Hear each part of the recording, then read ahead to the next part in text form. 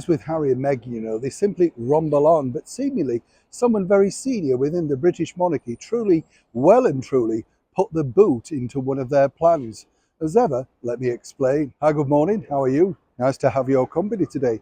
Can I just share this with you as well? Because people who enjoyed sport, particularly boxing heroes of the late 40s and early 50s, may be shocked. Can you imagine?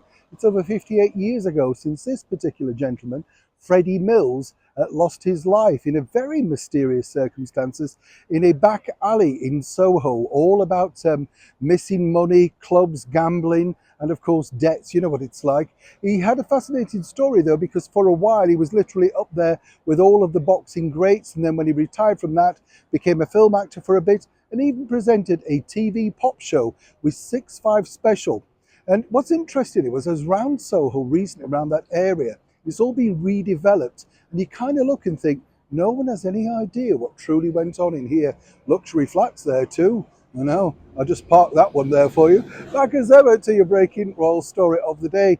This story really has been lauded as something as an audacity when you think about it, because Harry and Meghan, as you know, seemingly have a sense of entitlement. There's no two ways about it. We can see the way that they have certain mouthpieces speak on their behalf, even though they're now just micro celebrities.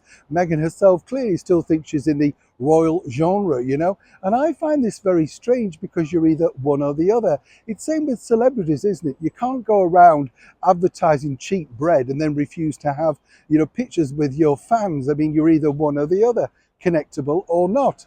In this job, I get to meet some wonderful people that do come up to me while we're out filming, and it's fabulous to have a chat and just sort of chew the day away, as it were, about topics and stuff that matter to them. And that's the reason why I report certain stories as we do on the channel. Even though some of them may be not as watched as the others, they're just as important, you know what I'm saying? So do take a look if you get the opportunity. But back to Harry and Meghan. Fascinating, this particular story. We know they tried to hoof a ride on Air Force One alongside the First Lady and the President of the United States, Joe Biden. Something went dramatically wrong. Prince Harry couldn't sway any longer. Even though he'd become friends with Joe, it seemingly did not have the power. Meghan was stunned. We told you about this, so much so that she's been sulking in Montecito for some time. I mean, where is Prince Harry's, absolute swagger? He should have been able to pull this off. Now it emerges, and as ever, we have to say allegedly, that there was a phone call from the President's office put into senior royals over at Buckingham Palace, and one specifically to Windsor. And this basically was to, find, would it be okay, would they mind, etc. There was a resounding no.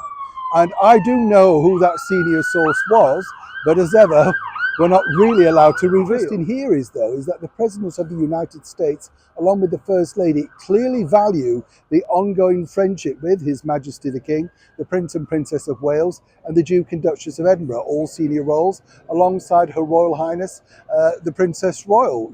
These are the people that have to remain connectable.